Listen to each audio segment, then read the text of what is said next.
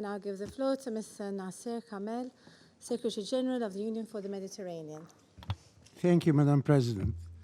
I wish to thank you and thank Malta for the opportunity afforded to the Union for the Mediterranean to address the UN Security Council on this very important matter. As you know, the Union for the Mediterranean came as a revival of the Barcelona process, a process that was launched 30 years ago on the hope brought about by the Oslo Accords, with the promise of shared peace, stability, and prosperity in the Euro-Mediterranean region.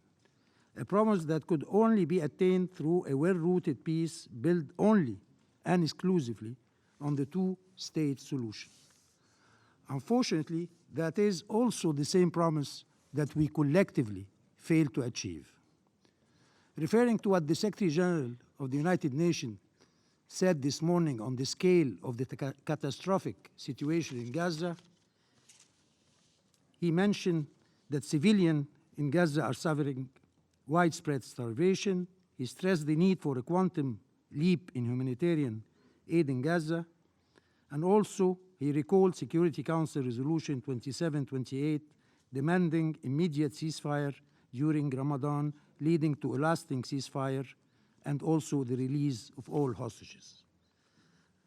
Madam President, on the 27th of November 2023, the Union for the Mediterranean foreign ministers met in Barcelona to discuss the Israeli-Palestinian conflict. The co-chair of the UFM issued a joint communiqué and identifying points of convergence during that meeting, which are: UFM member states expressed grave concern over the humanitarian situation in Gaza. They stressed the need and obligation to protect civilians and to respect international humanitarian law by all and at all times, and condemned indiscriminate killing and targeting of civilians. They also stressed their rejection of any displacement of Palestinians from Gaza or the West Bank, as well as the internal displacement of Palestinians inside Gaza. They reaffirmed the collective responsibility to achieve a just, lasting, and comprehensive solution to the Palestinian issue on the basis of the two-state solution, and emphasized commitment to working together to realize the two-state solution to ensure freedom and dignity for Palestinians, sustainable security for Israelis, and lasting peace and stability for the entire region.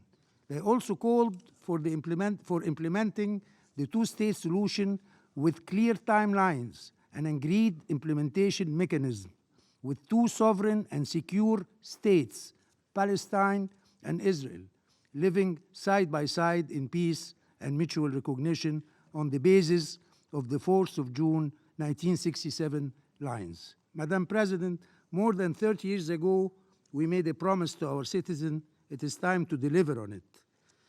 Israel and Palestine are founding members of the Union for the Mediterranean. And we at the Union for the Mediterranean, we believe we can be a keystone in shaping a new vision for the future of the region. War and vengeance can only lead to more brutality. The only way to ensure security for both Israelis and Palestinians is to collectively exert the necessary pressure to stop this conflagration and stop it now. Thank you, Madam President. I thank Mr. Kamel for his statement.